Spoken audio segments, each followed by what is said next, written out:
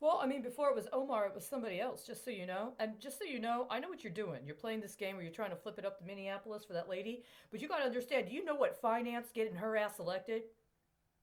Do you know what her election contribution was? I saw it. Real time. I felt it. I paid the fucking taxes for that woman to get into office. You're going to have to learn a few things along with me. We're going to learn together. Lecture 17. Khazar Khagans. Let's see what we got to work with here. This lecture introduces a new group of nomadic people, the Khazars. The Khagans of the Khazars ruled as members of the Ashina family. The family claimed descent from the original Khagan Buman, who overthrew the Avars in 552 AD. The Khazars are significant for several reasons, including the fact that the upper classes converted to Judaism sometime at the end of the 8th or beginning of the 9th century. Further, they played an important role in Byzantine foreign policy and in the Byzantine wars against the Arab Caliphate. In this lecture, we'll explore who these people were, why they didn't convert to Orthodox Christianity, and why the Byzantines failed to win the Khazars over to the Byzantine Commonwealth.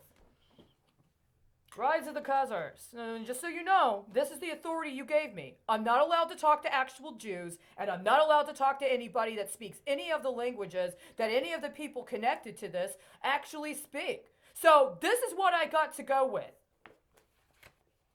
Rise of the Khazars.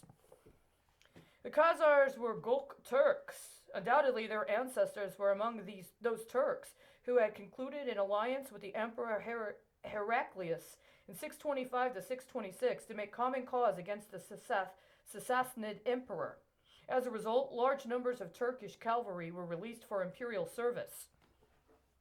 In 627 to 628, some 10,000 Turkish horsemen crossed over the Caucasus and invaded Iran, ravaging Azerbaijan, penetrating as far south as the modern city of Hamadan, and causing great distress to the Sassanid emperor.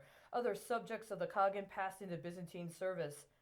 I'm going to finish this part. Starting with Heraclius, the imperial army fielded regular units of Turkish horse archers as part of its strike force.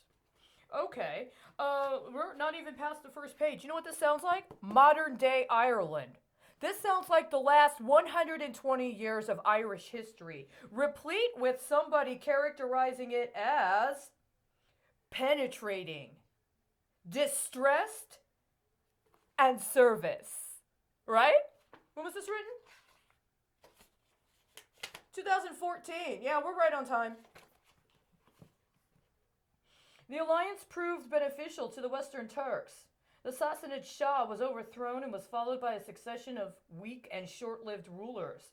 The Turks gained control of Transoxiana and access to strategic passes in the Caucasus, allowing Turkish armies to enter Armenia and Iran. These territorial aims didn't trouble the Byzantine emperor. Oh my fucking god, the piece of shit actually said they didn't trouble the Byzantine emperor because they basically corresponded with his own. Yeah, see, this is why these guys are unfit to fucking teach.